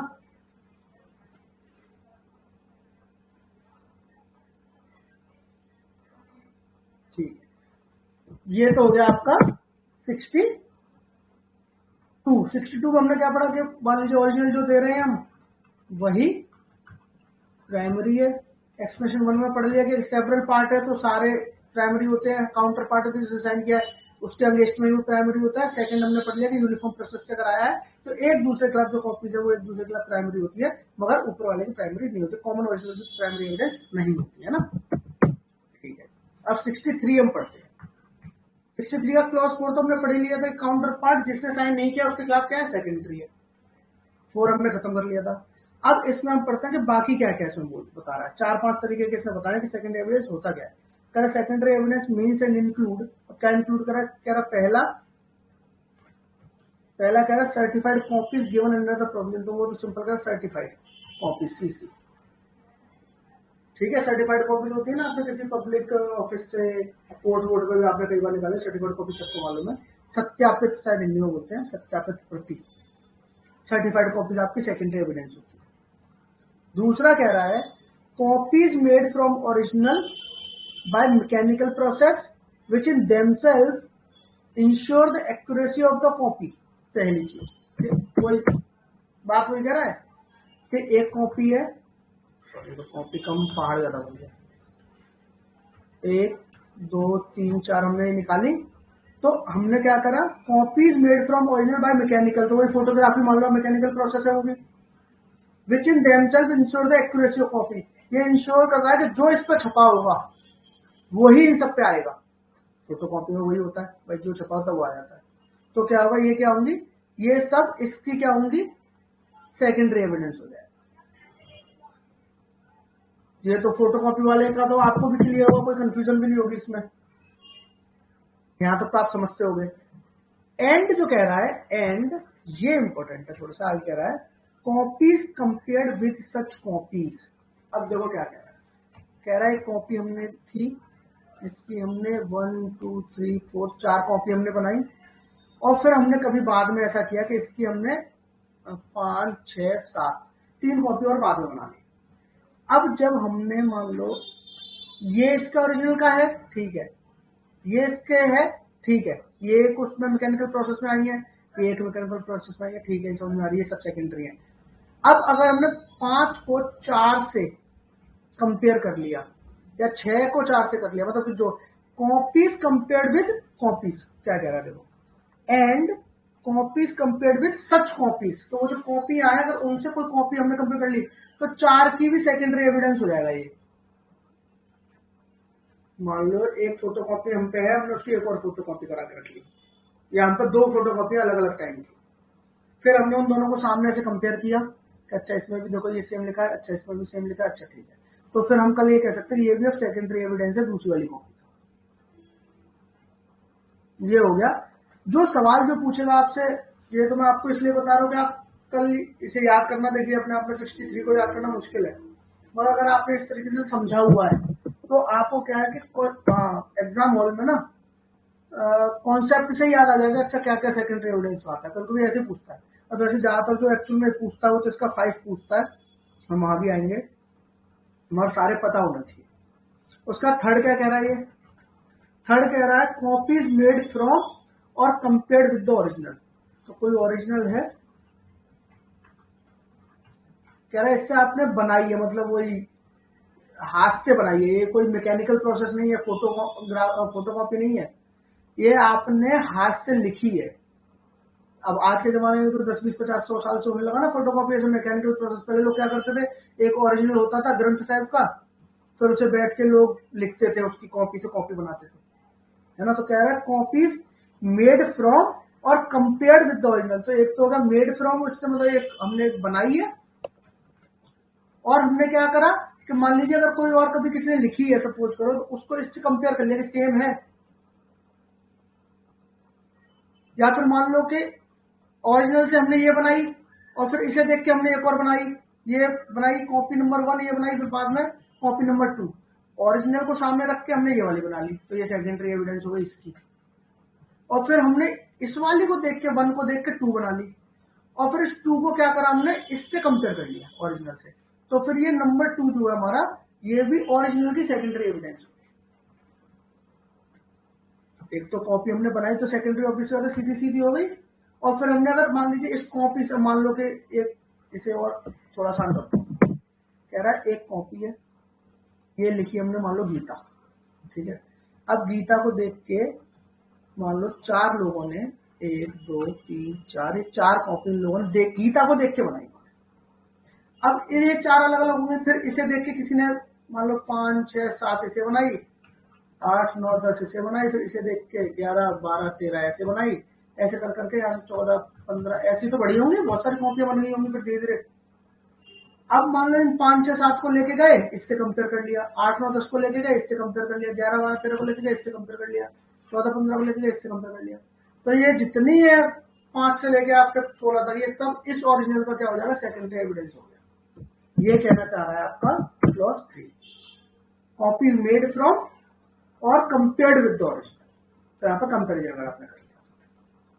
चलो चौथा मैंने आपको बताई दिया था कि जो भी काउंटर पार्ट साइन नहीं करा है वो उसका सेकेंडरी होगा। 5वां जो मोस्ट इंपोर्टेंट जो 63 से पूछता है आपसे, ये कह रहा है कि oral accounts of the content, oral accounts of the content of a document given by some person who has himself seen it. अब देखो ये थोड़ा अजीब सा मामला है, क्योंकि देखो जब डॉक्यूमेंट की बात आ रही थी तो हम डॉक्यूमेंट में 61 में पढ़ रहे थे कि आप प्राइमरी सेकेंडरी से करो, 59 में पढ़ रहे थे कि डॉक्यूमेंट से ही प्रूव होगा, है ना। बाकी कोई फैक्ट आप कर लो ओरली, और डॉक्यूमेंट से प्रूव करना, और डॉक्यूमेंट प्राइमरी और सेकेंडरी से प्रूव होगा। ओरल की बात नहीं आ रही थी, मगर ये 5th तो अलग ही कुछ बता रहा कहानी, कह रहा ओरल भी चलेगा। तो नया भी है, मतलब थोड़ा सा नया तो नहीं बोलूंगा, थोड़ा अजीब है ना। इवन में ऑड है, तो इवन में ऑड है इसलिए पूछता है इसी को। कह रहा oral account of a content of a document, तो एक डॉक्यूमेंट है, ये इसका content given by some person who has himself seen it. अब सपोज करो ए ने इसको, मान लो कि यहाँ सपोज करो बी और सी के बीच में डॉक्यूमेंट हुआ पैसे के लेन देन का, कि ठीक है भाई मैं 10 लाख रुपए तुम्हें दे रहा हूँ और ये 10% इंटरेस्ट पे जा रहा है, ठीक है। ये सारी बातें इसमें लिखी गई है, टर्म एंड कंडीशन, इतने दिन में पैसे वापस करो, ये होगा वो होगा। और इन्होंने क्या करा है, इन दोनों में ये काम करो, ए से इस पे ऐसे गवाह साइन करा दो, और ए ने इसे पढ़ लिया, अच्छा इसमें ये पूरी कहानी इसने पढ़ ली। अब कल मुद्दा आया कोर्ट में, और कोर्ट में आके वो कह रहा है कि ये तो मिल नहीं रहा। अब ये तो मिल नहीं रहा, तो चलो क्या करें, सेकेंडरी दे दो। अब सेकेंडरी में इसकी कोई कॉपी फलाना ढिमकाना जितने भी वो सब भी नहीं मिले।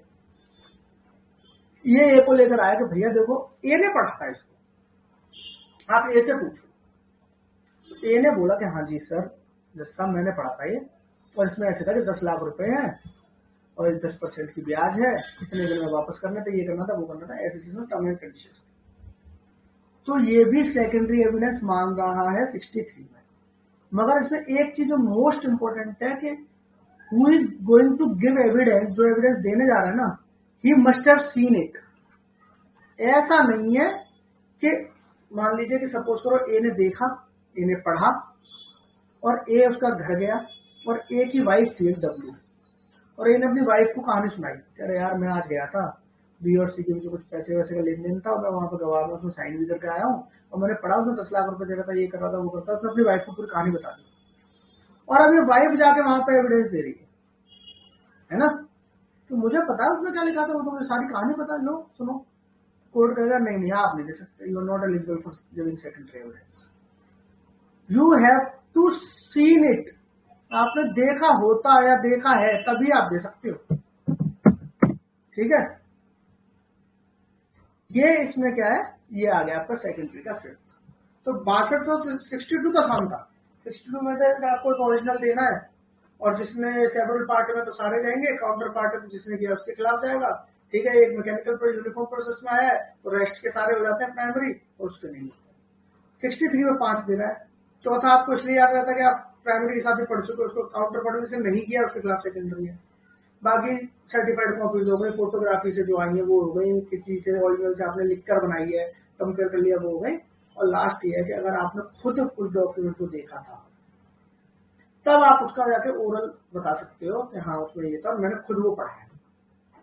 तो यही पूछता है कई बार, ठीक है। ये हो गया 64। हमने 61 के साथ अभी पढ़ लिया। कार्डिनल प्रिंसिपल क्या कहता है, कह रहा है पहले प्राइमरी से आप करोगे और प्राइमरी नहीं है तब आप करना सेकेंडरी से, ठीक है।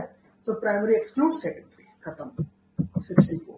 अब कह रहा है 65 कह रहा है कि किन किन दशाओं में, तो 64 में कह रहा है कि हेयर इन आफ्टर मेंशन, जो हमने नीचे इसके बाद मेंशन किया किन किन दशाओं में आप सेकेंडरी एविडेंस दे सकते हो, ठीक है। तो वैसे तो नॉर्मली इससे बहुत कुछ नहीं पूछता 65 से आपसे, अब पढ़ना जरूरी है। और इसमें बहुत बेसिक बेसिक, जैसे अगर आप नॉर्मली अगर पकड़ के चलो तो जैसे मान लो कोई चीज खो जाती है ना, दूसरी पार्टी लेके नहीं आ रही, एक पार्टी है जिसपे डॉक्यूमेंट है मगर लेके ही नहीं आ रही, ठीक है। या मान लो कि कोई पब्लिक डॉक्यूमेंट है, तो मतलब पब्लिक ऑफिस में सॉरी डॉक्यूमेंट, तो आपको उसका सीसी ले आओगे, ठीक है, कौन लेकर आएगा, डिस्ट्रॉय हो जाती है,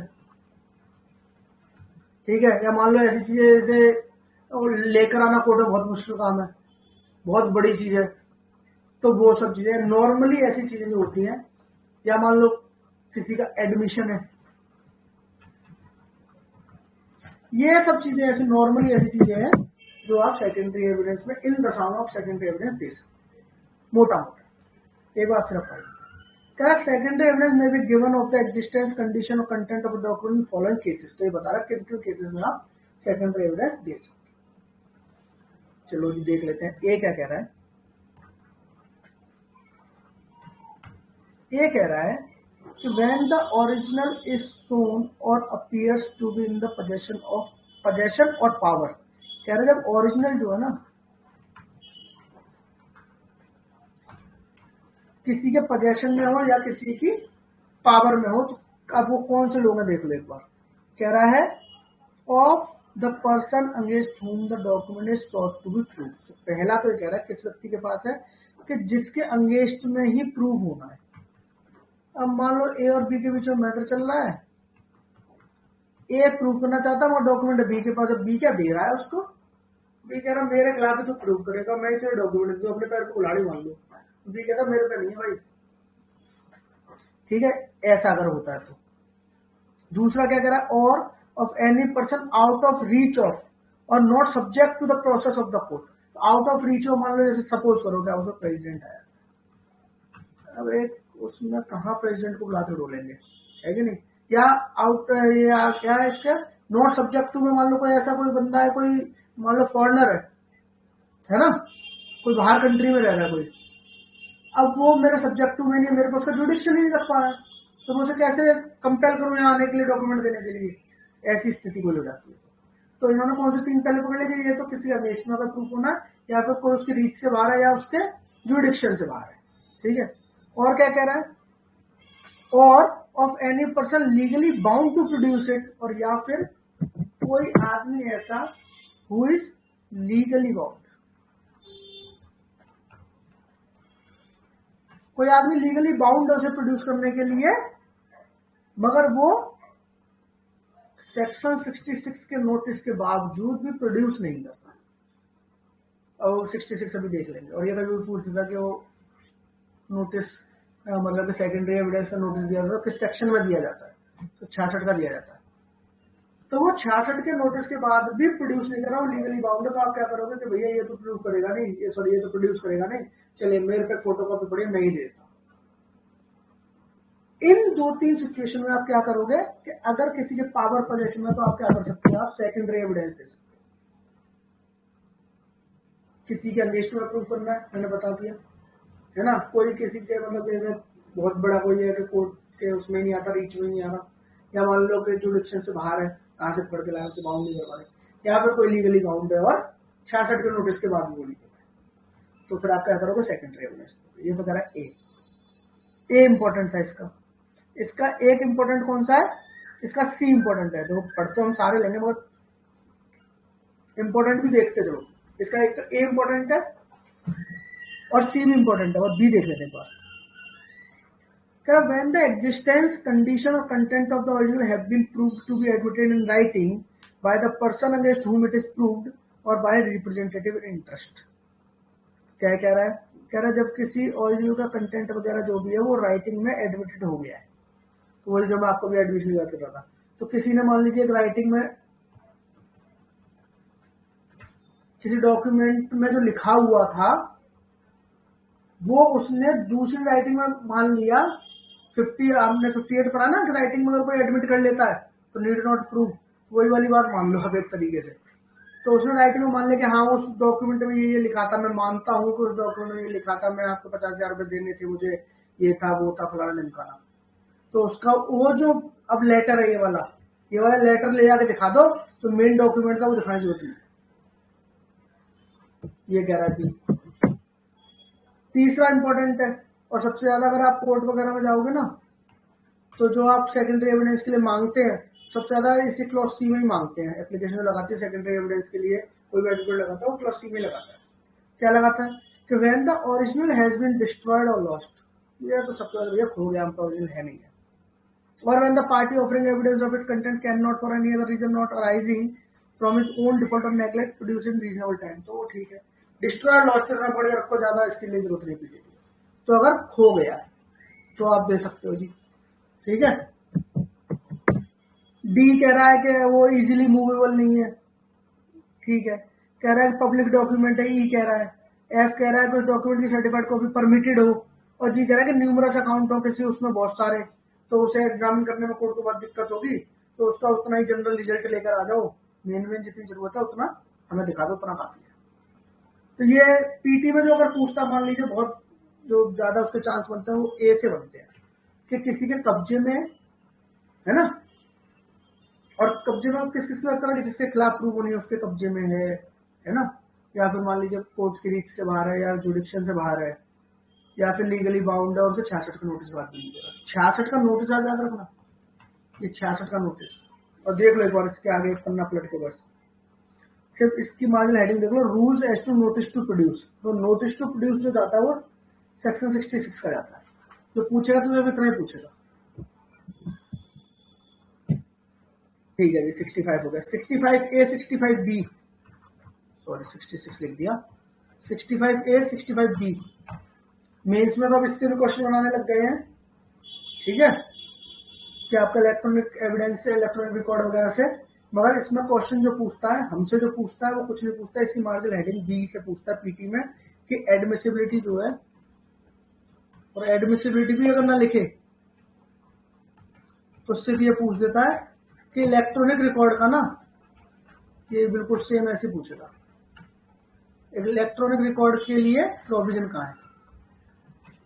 तो बस इतना याद रखना, 65B लगाना, ए मत लगाना, क्योंकि ए कहता है कि 65B के अकॉर्डिंग प्रूव होंगे। तो जो मेन जो उसका रूल्स वगैरह सब लिखे हुए हैं वो 65B में लिखे, यहां से सिर्फ इतना ही पूछता है। और देख लो आप 65A 65B भी आए किससे है, ये भी 2000 के अमेंडमेंट से आए। तो सिर्फ 45A एक ऐसा अमेंडमेंट था जो 2009 के अमेंडमेंट से आया था, बाकी सब किससे आए, 2000 के अमेंडमेंट से। ये ध्यान रखते चलना। 66 हमारा क्या हो गया, नोटिस के लिए था, उसमें ज्यादा हमें कुछ पढ़ना नहीं, पीटी में इसमें कुछ और पूछता नहीं। 67 क्या कह रहा है देखो आप, और हाँ ठीक है 67 देखते हैं।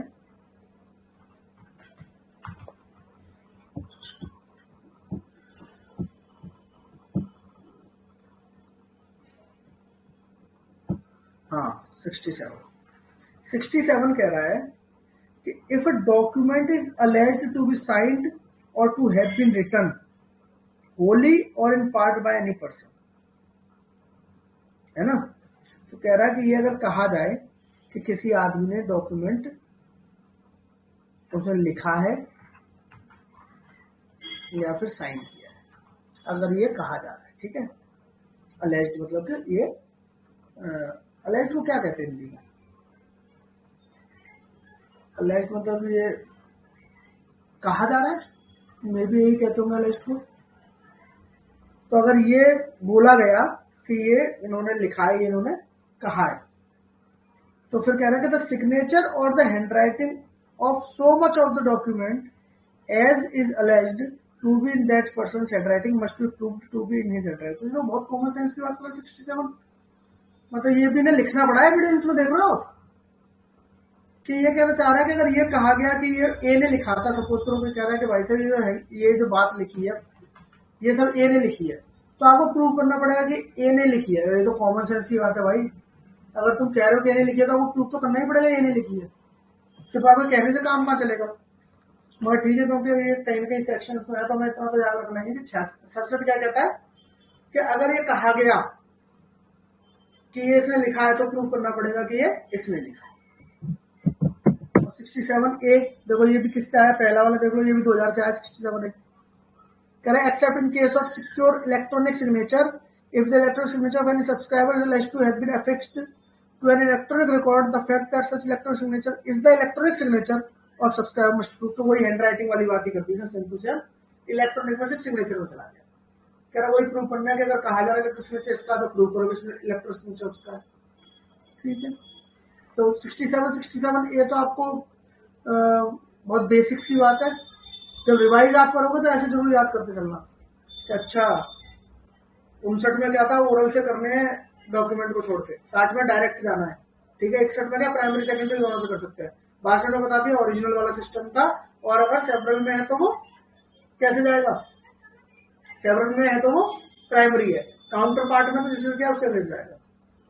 अगर यूनिफॉर्म प्रोसेस से आया तो एक दूसरे के रेस्ट जितनी कॉपी एक दूसरे के लिए प्राइमरी होंगी। 63/5 दे रखी है, ओरल अकाउंट वाली दे रखी है, सर्टिफाइड दे रखी है, ये दे रखी है, उधर के खत्म।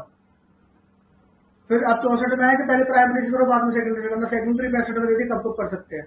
तो 66 का नोटिस देना पड़ेगा आपको, और किसी को लीगली बाउंड दे देगा, किसी के कब्जे में है उसके खिलाफ हमें प्रूव करनी है, खो गई है, डिस्ट्रॉय हो गई है, किसी ने एडमिट कर लिया तो वो एडमिशन ला के दे दो।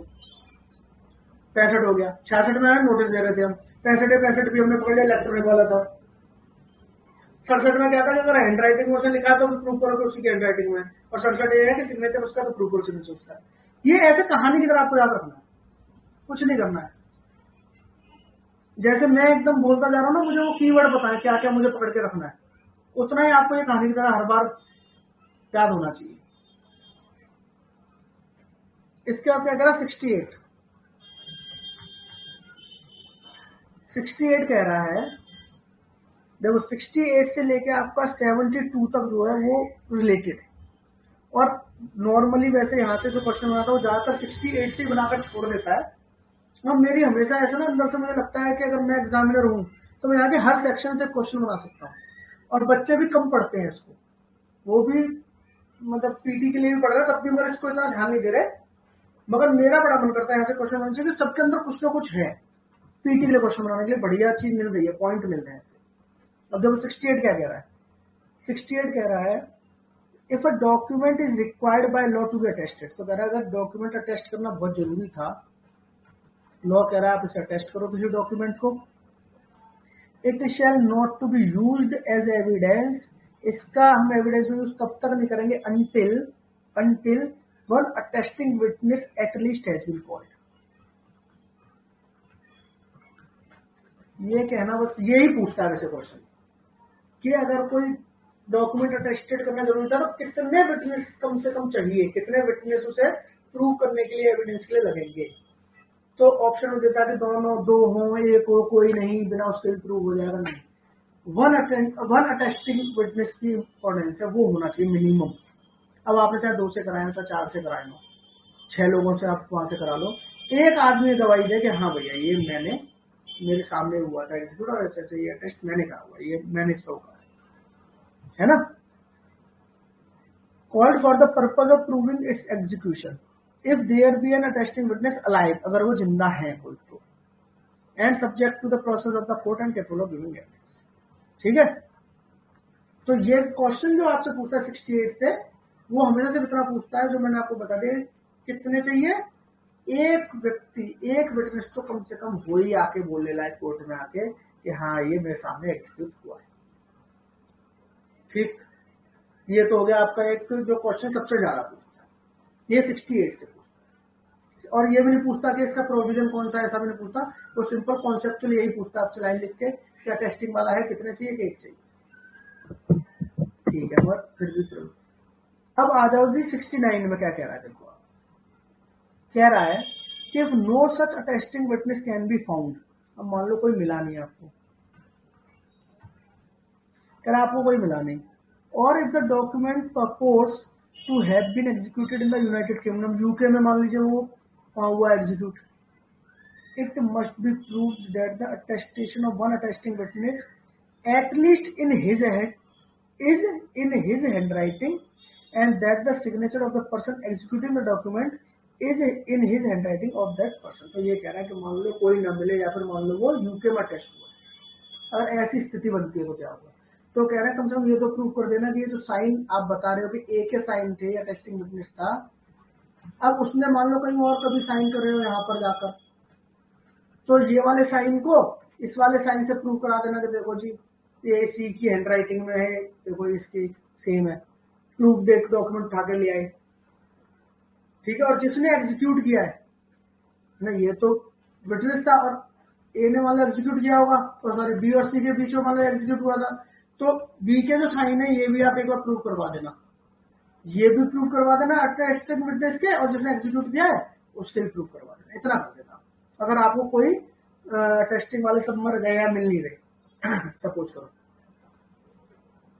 है ना, वही तो कह रहा है, it must be proved that the attestation of one attesting witness at least in his hand writing, कम से कम एटलीस्ट एक के तो प्रूव करता तो उसकी लिखावट में है ये, एंड और that the signature of the person executing the document, जिस व्यक्ति ने उस डॉक्यूमेंट को एग्जीक्यूट किया है उसकी हैंड राइटिंग में ये प्रूव आप करा। ये 69 कह रहा है, यहां से नॉर्मली नहीं बनाता है, 68 से बना के छोड़ देता है, जो बनाने वाले हैं वो 70, 71, 72 है, 72 जैसे इंपॉर्टेंट है, बताता हूँ। 70 क्या कह रहा है, देखो the admission of a party to an attested document of its execution by himself shall be sufficient proof of its execution as against him, though it be a document required by law to be attested. क्या कह रहा है, ये कह रहा है कि मान लीजिए वही कि डॉक्यूमेंट है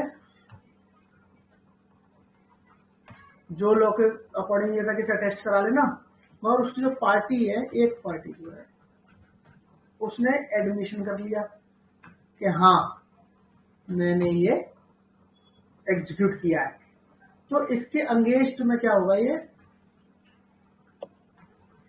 प्रूव किया जा सकता है। याद है हमने 17 से लेकर तो पूरा एडमिशन वगैरह पढ़ाता था, 21 हम पढ़ रहे थे, उसकी रेलिवेंसी पढ़ रहे थे, तो वह क्या लिखा था कि admissions are relevant and they may be proved against the person who has made them, जिसने भी एडमिशन किया है उसके खिलाफ यूज होता है एविडेंस, है ना, उसके खिलाफ आप प्रूव कर सकते हो, ऑन और बिहाफ आप यूज नहीं कर सकते, हमने पढ़ा था, उसके 3 एक्सेप्शन भी थे, वो अलग बात है। वही चीज यहाँ 70 में दे रहा है, तो डॉक्यूमेंट था उसे अटेस्टेशन के रिक्वायर्ड था, मान लेता, फिर भी आप उसे अगर मान लो पार्टी ने एडमिशन कर लिया, हाँ मैंने एग्जीक्यूट किया है, तो फिर क्या करेंगे, उसके खिलाफ उसे आप यूज कर सकते हो। अब खुद ही मानना है तो बस ठीक है, फिर हमें क्या जरूरत पड़ी है टेंशन लेने की। ठीक है, और 71 देखो क्या कह रहा है, कह रहा है if the attesting witness denies और does not recollect the execution of a document its execution may be proved by other evidence. अच्छा, ये भी बनाया था क्वेश्चन है 71 से, देखो एक 68 से आपको बनाता है, एक 71 से बनाता है, 72 से बनाता है, 3 से बनाता है, ये बीच में आपका 69 70 तो नहीं बनाता है इतना, बस फ्री पता तो होना जरूरी है ना। कभी मान लो अंदर से कुछ पूछ दे बाई चांस, तो पता तो होगा अगर लिखा गया था। खैर 71 क्या कह रहा है कि अगर जो अटेस्टिंग विटनेस है, वो अटेस्टिंग विटनेस सपोज करो ए था और ये मना कर रहा है, ये हो गया बेईमान, अब इसे डिनाई कर दिया, कह रहा भैया मेरे को तो याद ही नहीं आ रहा है कब एग्जीक्यूट हुआ है ना, तो आप क्या कर सकते हो, अदर एविडेंस से प्रूव कर सकते हो। तो अदर एविडेंस कुछ भी हो सकते हैं आपके। तो एक ये चीज हमें क्लियर होगी, और अटेस्टेशन से आप अटेस्टिंग विटनेस अगर मना कर रहे हैं आके, तो आप उसको कॉन्ट्राडिक्ट कर सकते हो, नहीं तुम झूठ बोल रहे हो, मेरे को तो और एविडेंस है, वो मैं लेकर आ रहा हूँ, ये कर रहा हूँ, वो कर रहा हूँ। तो आप 71 में ही प्रोविजन उन्होंने दे रखा है, ये आप एक बार देख लो। 72 जो कि आपका पीटी के पर्पज से इंपॉर्टेंट हो जाता है, 68 का सबसे ज्यादा कह रहा है, can attested document not required by law to be attested may be proved as if it was unattested। तो ये कह रहे हैं एक अटेस्टेड डॉक्यूमेंट था, आपने टेस्ट तो करा लिया, एक डॉक्यूमेंट है, ऐसे बनाना, इसे डॉक्यूमेंट बनाना था, एक डॉक्यूमेंट है और इसको आपने अटेस्ट करा लिया, ठीक है, 2 विटनेस से, मगर रिक्वायर्ड नहीं था, लॉ में कहीं ऐसा नहीं दिया था इसको अटेस्ट कराने की जरूरत। तो फिर अगर मान लो विटनेस मना कर दे, ये कर दे, वो कर दे, कुछ हो जाए और आपका मन भी ना करे कि चलो विटनेस को क्या परेशान करूं, आएगा, आप ऐसे प्रूव कर सकते हो जैसे ये अनअटेस्टेड ही है, इन लोगों ने तो टेस्ट किया ही नहीं था। तो नॉर्मली आपके पास जो भी सबूत गवाह हो एक्स्ट्रा, आप उससे प्रूव कर लेना, आपको जरूरत नहीं पड़ेगी ये अटेस्टेड की तरह से प्रूव करना है। जो 68 इस पर अप्लाई होगा कि एक एटलीस्ट एक तो लाना ही पड़ेगा, ऐसा कुछ नहीं होगा। समझ लो मेरी बात को आप। तो 71 इसलिए इंपॉर्टेंट हो जाता है कि जब आपको ऐसा कोई अगर लॉ के अकॉर्डिंग, लॉ ने अगर उसे बोला है कि आपको अटेस्ट नहीं कराने की जरूरत नहीं है, मैंडेटरी नहीं है वहां पे, तो फिर आप उसे ऐसे प्रूव कर सकते हो जैसे वो अनअटेस्टेड ही था। तो बाकी आप पे जो भी हो वो सारे ले आना, तो 68 से 71 तक एक हिरार्की सी है, सब वो अटेस्टेशन की बातें कर रहे हैं। एक लाइन में याद करो उसको, 68 में क्या कम से कम एक चाहिए,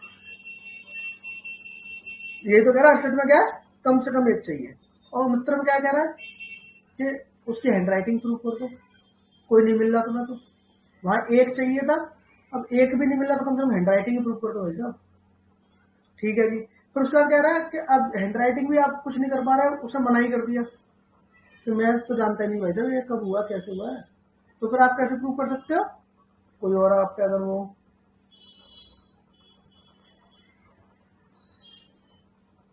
अच्छा नहीं 70 तो कुछ और था ना, एडमिशन था, अच्छा 70 तो ये कह रहा है कि अगर पार्टी ने एडमिट कर लिया तो फिर कोई दिक्कत ही नहीं है, दूसरी पार्टी उसके खिलाफ ही आप उसको यूज कर लो। 71 ये कह रहा है कि आप अगर वो मना कर रहा है तो किसी और एविडेंस से प्रूव कर लो। सॉरी 71 और 72 ये कह रहा है कि अटेस्टेड की अगर जरूरत नहीं थी लॉ के द्वारा, तो फिर आप उसे ऐसे प्रूव कर लो ऐसे नॉन अटेस्टेड।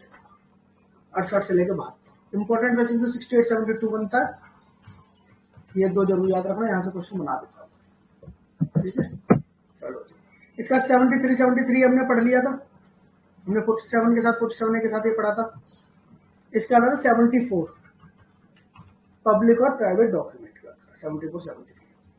74 से पब्लिक डॉक्यूमेंट क्या होते हैं ये पूछ लेते हैं। तो इसमें तो अब बहुत सिंपल सी चीजें हैं कि पब्लिक डॉक्यूमेंट आपको भी समझ में आता है, वो कह रहा है कि डॉक्यूमेंट फॉर्मिंग द एक्ट और record of the act,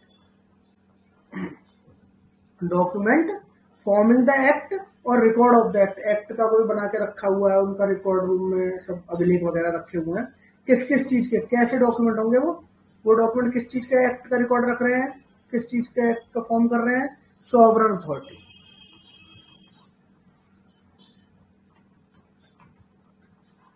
sovereign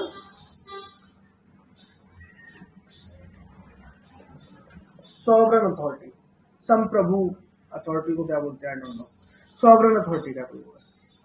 दूसरा of official bodies and tribunal, तो ये तो आप याद कर लो बिल्कुल पब्लिक में। अब पब्लिक में देखो सॉवरन अथॉरिटी वगैरह भी याद नहीं करोगे, अगर आप प्राइवेट देखोगे ना तो आपको पब्लिक याद आ जाएगा। प्राइवेट में नीचे लिखा है all other documents are private, तो अगर आपसे मान लो पूछ दे कि पब्लिक डॉक्यूमेंट कौन से होते हैं, तो ऐसे आपने एक बार पढ़ लिया, ऐसे आपने एक बार से देख लिया, सॉवरन अथॉरिटी है ना, ऑफिशियल बॉडीज वगैरह कोई हो गई।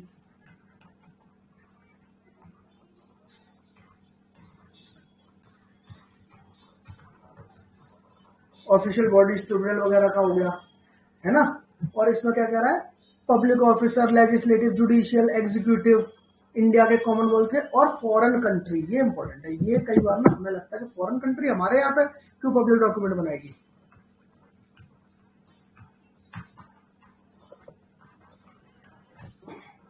कॉमनवेल्थ का तो फिर भी एक बार हम मान लेते हैं कि चलो ठीक है, हम इंग्लैंड के अधीन रहे हैं तो फिर ठीक है, चलो कॉमनवेल्थ आ सकता है।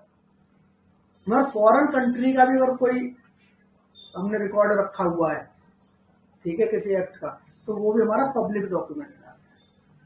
ऑफिशियल बॉडीज वगैरह, ट्रिब्यूनल वगैरह, तो आप देख के समझ जाओ कि हाँ ये तो पब्लिक उसमें आता ही होगा, पब्लिक उसमें क्या बोलते हैं डॉक्यूमेंट में।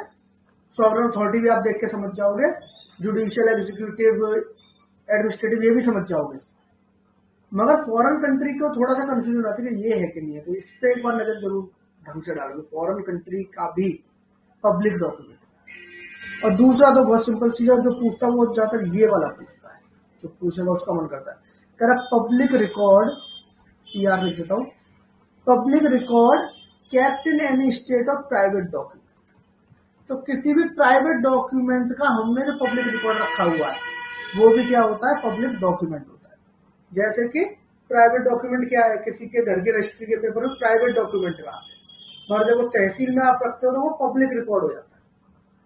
आप वहां पे पैसे जमा कराइए, उनकी एक फीस होती है, आपको अगर इंस्पेक्शन करना है आप जाके किसी का भी देख लीजिए, तो वो पब्लिक रिकॉर्ड है और पब्लिक डॉक्यूमेंट है, ठीक है। तो किसी प्राइवेट डॉक्यूमेंट का हमने पब्लिक रिकॉर्ड रखा हुआ है, वो भी क्या हो गया, पब्लिक डॉक्यूमेंट हो गया। और यही वाला पूछता है वो एग्जामिनर जो यहाँ से बनाता है। 75 में तो कह ही दिया कि जो पब्लिक नहीं है सब प्राइवेट है। अब यहां से आप देखो, जैसे कि 76 जब आप 74 पढ़ रहे हो पब्लिक डॉक्यूमेंट, तो उसी का सर्टिफाइड कॉपीज है। इंपॉर्टेंट तो नहीं है, मगर देखना अब यहाँ से कुछ सेक्शन ऐसे आएंगे तो इंपॉर्टेंट तो नहीं है, छोटा मोटा कुछ बनाते रहते हैं वहां से। तो मार्जिनल हेडिंग से, अमेंडमेंट से, शेल में से ऐसे बनाएंगे, तो थोड़ा सा देखते चलेंगे उसको। 76 कह रहा है every public officer having the custody of a private document which may any person has a right to inspect shall give that person on demand a copy of it on payment of the legal fees। तो वही सब इसमें कहानी वही लिखी है कि आप अगर कोई पब्लिक डॉक्यूमेंट आपने रखा हुआ है प्राइवेट, उसका प्राइवेट डॉक्यूमेंट और पब्लिक रिकॉर्ड है, पब्लिक डॉक्यूमेंट है वो, कोई भी व्यक्ति उसकी जो आपने फीस जो आपने रखी हुई है उतनी फीस जमा करके उस डॉक्यूमेंट की सर्टिफाइड कॉपी दे सकता है, ले सकता है, तो वो ले सकता है और आपको तो देनी पड़ेगी एंट्री वेंट्री करके ये सब करके। तो सर्टिफाइड कॉपी पब्लिक डॉक्यूमेंट ये 76 में, जो 74 के साथ ही आप पढ़ लो, 74 के साथ क्या पढ़ लो, 76 के पब्लिक डॉक्यूमेंट की सर्टिफाइड कॉपी का 76 में। इतना भी अगर आपने याद रखा ना जो पब्लिक डॉक्यूमेंट की सर्टिफाइड कॉपी का 76 में, तब भी आपको 76 कभी नहीं भूलोगे, और 76 से बना देगा तो आप ठीक कर दोगे। ये मतलब अब ये बोरिंग से सेक्शन है, देखो कुछ बीच का हिस्सा ऐसा है एवरेज, और हर एक्ट में ऐसा कुछ मिलेगा, कुछ सेक्शन ऐसे होते हैं बहुत बोरिंग होते हैं और हर बच्चा छोड़ता होगा मेरे हिसाब से, कोई भी पूरा एक्ट नहीं पढ़ता होगा। मगर हमारा काम क्या है कि हमारा काम यह है कि हम लगभग हर सेक्शन को, जहां से कुछ भी बनने की संभावना बन रही है, कभी क्वेश्चन कहीं बना है, किस तरीके से बना है, तो उसे उस निगाह से देख जरूरी है। तो कल अगर थोड़ा बहुत भी बन जाए कहीं से, तो दिमाग में सेटअप तो हल्का फुल्का धुंधला धुंधला तो याद हो, है ना। तो हम क्या करें, कुछ भी तो एलिमिनेट करके मार देंगे। लेकिन एलिमिनेट करने का आपको ट्रिक होता है, देखो क्या होता है कि मान लो ये क्वेश्चन है, ऑप्शन 1 है, 2 है, 3 है, 4 है, ठीक है। अब क्या हुआ, आपने सपोज करो आप एलिमिनेशन, आपको नहीं पता कि इसमें क्या है, अब आपने ये समझ लिया कि देखो 1 तो हो ही नहीं सकता, कुछ भी हो, आपने 1 निकाल दिया, ये तो नामुमकिन है कि ये हो। अब बचे आपका ऑप्शन 3, ठीक है, तो इस पर क्रॉस लगा दो, तो एलिमिनेट कर दिया। अब इसमें आपके चांस बन गए 33% आपके आंसर ठीक करने के, और अगर आपने सपोज करो एक और निकाल दिया तो आपके चांस बनते हैं 50-50% सही और गलत के। तो इसमें चांस होता है 50% सही भी हो सकते हो, क्योंकि जब आपको 200 में से 170 स्कोर करना है कट ऑफ क्लियर करने के लिए, तो आप ये तो सोच ही नहीं सकते कि आप 180 या 175 करके आप 170 ले आओगे। आप कुछ ह्यूमन एरर करोगे, है ना, कुछ आपको लग रहा होगा बिल्कुल ठीक है, मगर वो बाद में घर आके पता लगा अच्छे से गलती हो गई। तो आप 175 अटेम्प्ट करके 180 अटेम्प्ट करके तो वैसे भी 170 कभी नहीं ला सकते। क्लियर कट मैं आज आपको बता देता हूँ। अटेम्प्ट तो आपको 190 से 195 करने ही करने हैं। 2 4 5 ऐसे क्वेश्चन जिसमें कि आप एलिमिनेट भी नहीं कर पा रहे, पता कुछ है नहीं, बिल्कुल सर के ऊपर से जा रहा है, उसे भले छोड़ देना, वरना आपको 190 से 195 अटेम्प्ट करने ही करने हैं। समझ रहे हो?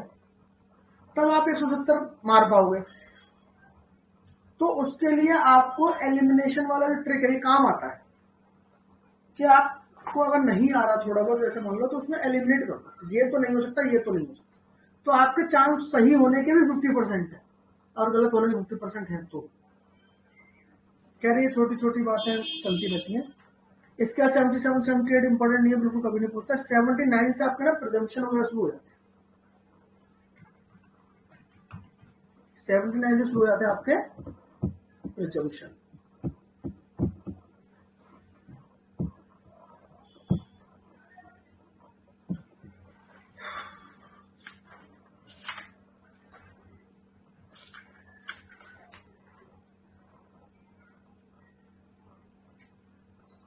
एक काम करते हैं, अभी की क्लास 1.5 घंटा हो गया, इसको यहीं पर खत्म करते हैं।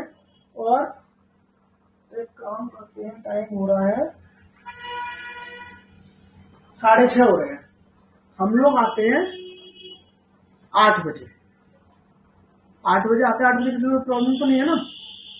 8 बजे आते हैं, 8 से 9 या 9:30 तक जाते हैं। तो मैं भी थोड़ा रेस्ट कर लूंगा, लगातार बोलता हूँ तो थक जाता हूँ, तो एनर्जी थोड़ी सी डाउन हो जाती है। ठीक है, हाँ ठीक, ओके बाबा, मिलते हैं फिर 8 बजे करेक्ट, है ना? चलिए 79 से शुरू करें।